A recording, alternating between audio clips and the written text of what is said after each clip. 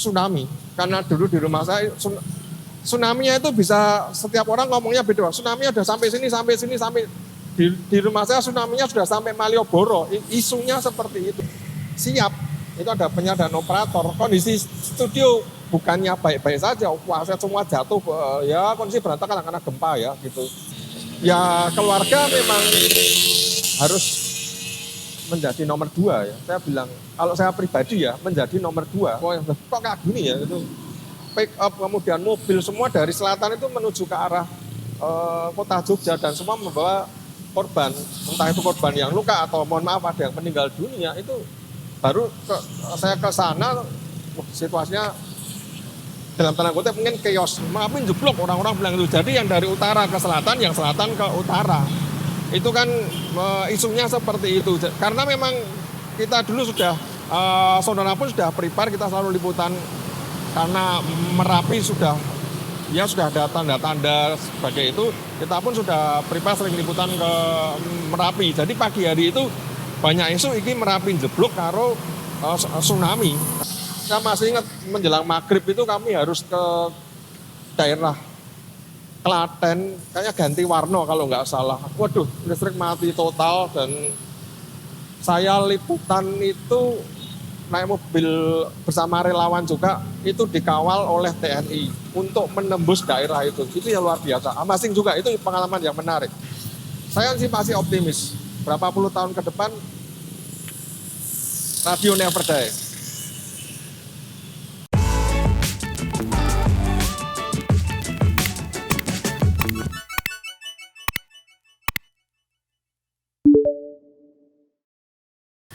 Saya Benny Listio, Station Manager dari Sonora FM Yogyakarta dan Smart FM Yogyakarta.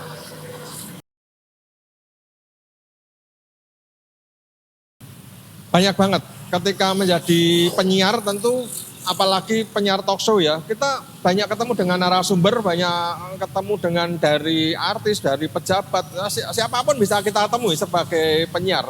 Terutama ketika momen gempa, kita banyak mewawancarai ya tokoh, pejabat dan masyarakat. Itu sih sebagai penyiar. Tapi ketika 2006 gempa Jogja, selain menjadi penyiar, saya lebih banyak di lapangannya sebagai reporter.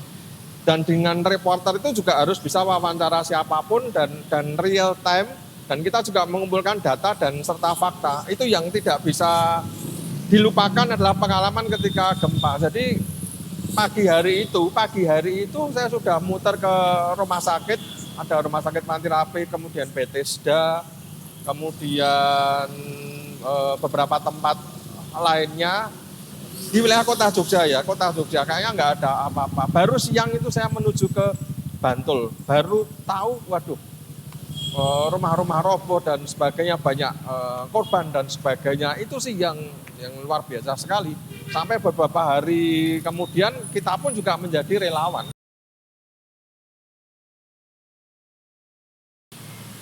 Hari H gempa itu saya masih ingat banget pagi hari.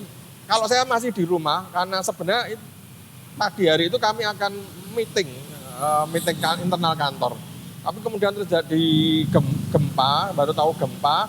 Kemudian oke lah, setelah itu saya ke kantor, ke Sonora FM dulu tanya masih di dalam Tejokusuman, Jalan Wahid Hasim, dalam perempatan Jalan Wahid Hasim Ngabeyan itu, di dalam Tejokusuman itu. Dan kami pun kondisinya tetap siaran, teman saya masih tetap siaran. Memang sempat off beberapa saat karena listrik mati. Setelah listrik mati, baru kami ganti dari listrik PLN ke genset, terus siaran. Dan karena format kami adalah format news and information dari dulu, ya nggak ada masalah dengan itu. Kami sudah biasa baca berita, menyampaikan informasi. Ketika terjadi kejadian itu, ya langsung shot semua acara berubah menjadi informasi. Dan itu kami real time. Kenapa kami bisa hidup? Ya satu ada genset dan format kami sudah siap dengan format menjadi penyambung informasi dari masyarakat. Dan dulu masyarakat pun menyampaikan informasi melalui Sonora. Bahkan pertama kali yang ngomong itu tidak ada tsunami, itu juga dari masyarakat Parangtritis, itu yang telepon ke Sonora, dan dari BMKG DIY. Itu Pak Tiar datang langsung ke studio, ngomong tidak ada tsunami. Itu yang menenangkan masyarakat. Itu isunya tsunami. Karena dulu di rumah saya tsunami-nya itu bisa setiap orang ngomongnya beda. Tsunami ada sampai sini, sampai di rumah saya tsunami-nya sudah sampai Malioboro. Isunya seperti itu ya, semua orang chaos. Tapi akhirnya dari BMKG menjelaskan bahwa nggak ada tsunami. Dan ada masyarakat dari Parangtritis itu yang nelpon langsung tidak ada tsunami karena dia posisinya di Parangtritis. Itu yang akhirnya menenangkan. Dan setelah itu kami memberikan berbagai macam informasi dari beragam pihak. Tapi tentu saja pihak yang kompeten dan kredibel ya, karena informasi tidak bisa dari sembarang orang yang menyampaikan informasi. Itu sih.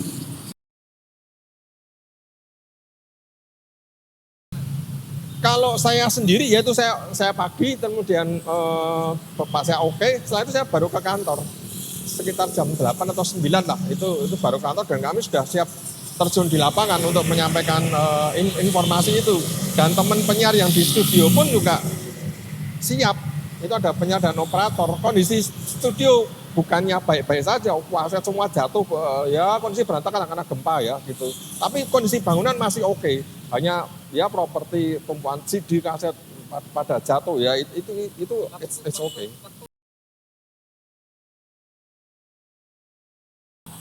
Terkejut dan sedih banget. Ternyata ratusan ya.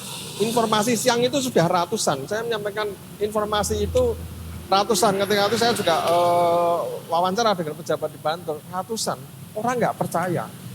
Karena situasi di kota Jogja sendiri kayaknya oke, hanya listrik mati ya ketika gempa itu. Tapi di Bantul, korbannya banyak sekali. Dan saya ke rumah sakit ada pickup yang, mohon maaf bahwa korban kemudian di pickup itu banyak darahnya banget.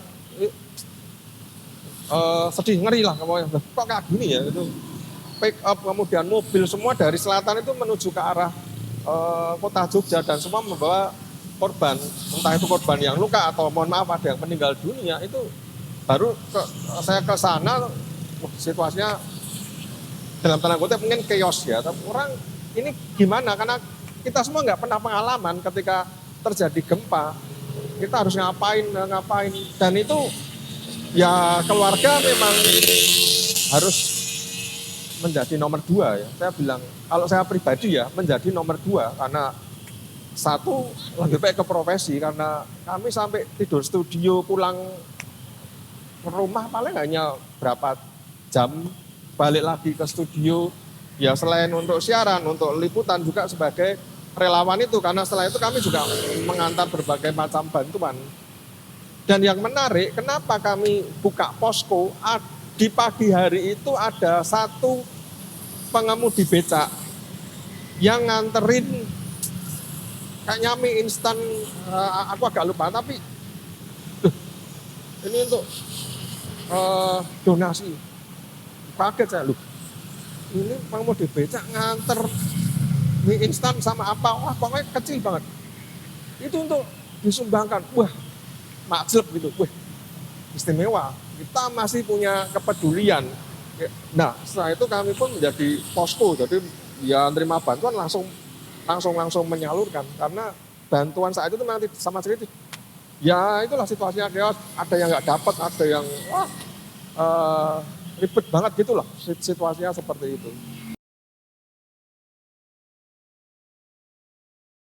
Justru dengan radio ini, satu, informasi bisa langsung cepat dan ada narasumber terpercaya. 2, satu radio bisa didengarkan massal. Anda satu mobil bisa mendengarkan radio, satu rumah bisa mendengarkan radio. Semua informasi bisa tersampaikan dengan cepat, tepat, dan akurat, dan real time. Dan kami memang dulu memang ceritanya satu-satunya radio yang bersiaran pada waktu gempa Jogja itu.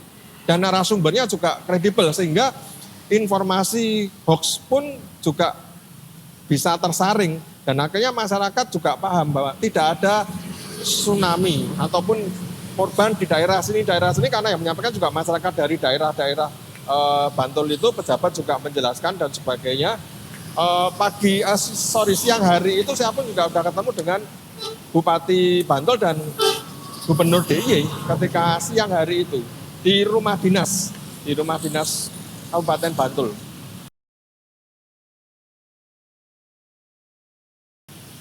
Kalau dulu saya sih agak nggak percaya tentang tsunami karena posisi kota Jogja dengan laut satu jaraknya juga memang berapa puluh kilometer dan kita ini lebih tinggi. Justru ketika terjadi itu gempa ini isunya memang ada dua, ada tsunami dan Merapi meletus, Merapi jeblok orang-orang bilang itu. Jadi yang dari utara ke selatan, yang selatan ke utara. Itu kan isunya seperti itu. Karena memang kita dulu sudah saudara pun sudah prepare, kita selalu liputan karena Merapi sudah ada tanda-tanda sebagai itu, kita pun sudah prepare sering liputan ke Merapi. Jadi pagi hari itu banyak isu ini Merapi jeblok karo tsunami. Tapi akhirnya kami menenangkan bahwa itu bukan Merapi tapi memang dari gempa dari selatan, pusatnya gempa dari selatan. Jadi ya karena ada narasumber dan karena radio bisa diakses dengan mudah, murah.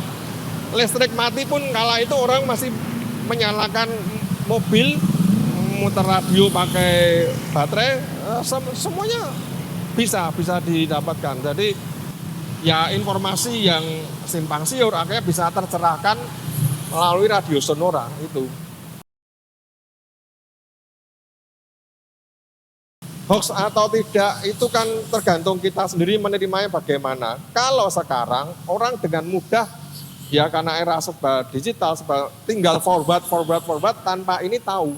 Ini bener ora yo. Nah, kadang-kala orang nggak meng-cross check data dan fakta, tinggal forward. Lah ini kan yang jadi nyebar kemana-mana. Karena sekarang mungkin ya orang jadi males, cross check dulu bener atau tidak. Foto yang lama juga bisa beredar lagi, video yang lama bisa beredar lagi. Padahal kan belum tentu kebenarannya. Makanya teman-teman semua juga harus cross check itu penting, tidak saja sekedar kita forward, cari informasi yang valid, ya walaupun itu makan waktu, tenaga kita dan sebagainya, supaya kita nggak menjadi nyebarkan hoax kemana-mana. Dan cari informasi itu dari sumber yang bisa terpercaya, sumber yang kredibel, misalkan kantor berita ataupun media, itu pun yang kredibel juga. Kita juga harus paham, media ini kredibel, Anda bisa tahu kantornya di mana, lokasinya di mana, medianya, brandnya apa, itu kan salah satunya juga supaya kita bisa cross-check data dan fakta supaya valid. Jadi tidak mudah kita digoyang isu ataupun ikut menyebarkan isu, panik dan sebagainya. Ya yang penting tetap tenang dan waspada, yang penting cross-check ada data dan fakta yang lengkap. Situasinya bingung sih iya, karena belum pernah liputan bencana, jujur saya belum pernah liputan bencana. 2006 saya itu sebagai penyiar dan reporter di Sonora FM Yogyakarta. Jadi ya biasa reporter memang reporter biasa lapangan, kemudian hal-hal yang mungkin tidak bencana seperti itu. Sebagai penyiar ya kita penyiar biasalah ya, ada narasumber dan di studio. Tapi ketika terjadi bencana, apa nih? Tapi kita ingat prinsip jurnalismenya harus ada ketika menyampaikan informasi ataupun berita dari lapangan, apalagi dengan reporter kita pun harus tahu, ini jadi berita, ini jadi informasi, ada narasumbernya, ataupun pandangan mata yang kita sampaikan, itu juga harus benar. Di rumah sakit ini ada korban sekian, misalkan, kemudian di sini sudah ada posko, masyarakat di sini masih membutuhkan bantuan dan sebagainya, logistik, kemudian akses jalan seperti apa, ini harus kita sampaikan secara benar, nggak bisa kita hanya menurut saya begini, Pak, tidak. Jadi pandangan mata apa yang kita lihat itu kita sampaikan ke pendengar. Kalau bisa komplit lah. Jadi sebelum kita on air pun kita sudah mengumpulkan data dan fakta itu. Kalau kaget ya jelas kaget, takut ya takut.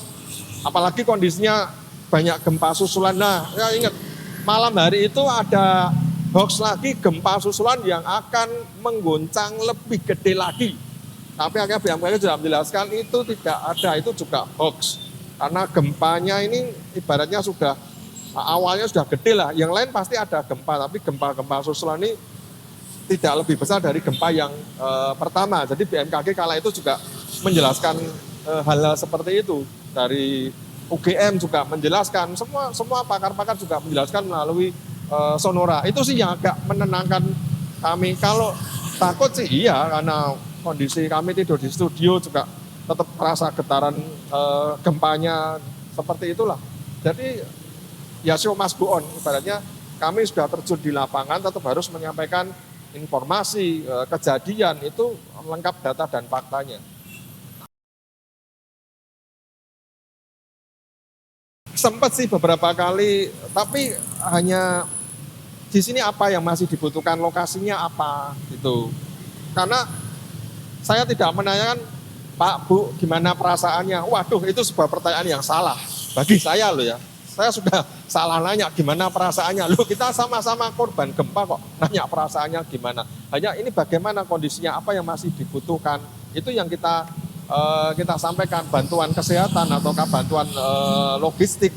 Jadi ada kerusakan berapa, itu kan ada rumah rusak dan sebagainya. Dan dulu kami pun, saya tidak hanya muter Bantul, tapi di kota Jogja bahkan sampai ke Klaten. Saya masih ingat menjelang maghrib itu kami harus ke daerah Klaten, kayaknya ganti warna kalau nggak salah. Waduh, listrik mati total dan saya liputan itu naik mobil bersama relawan juga, itu dikawal oleh TNI untuk menembus daerah itu. Itu yang luar biasa. Amasing juga, itu pengalaman yang menarik. Dikawal TNI. Ketika kami mau menuju ke desa itu, karena terpencil banget akses jalannya. Ya situasi masih chaos, kan ini dikawal teman-teman TNI, karena kami mau menyalurkan bantuan dan liputan itu. Saya mungkin mengenal radio sudah sejak kecil ya. Sudah kecil memang hobi mendengarkan radio juga. Baru ketika SMA, kuliah mulai terjun ke radio swasta. Saya masuk ke Sonora FM itu tahun 2005.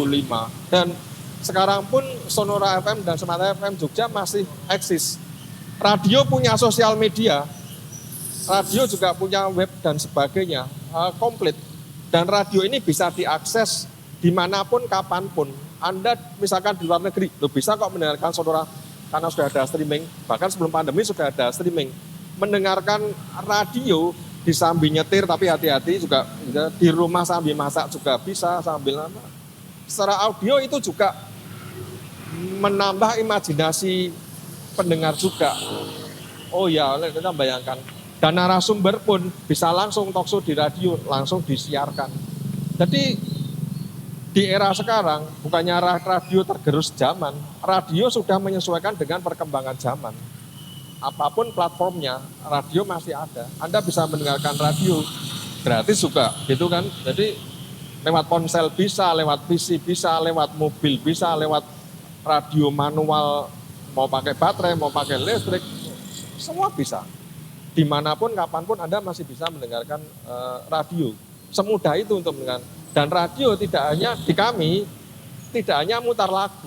Informasi ada, inspirasi ada, mau agama, politik, ekonomi, semua komplit dihadirkan radio. Bahasa Jawa juga ada. Mau pilih apa, monggo.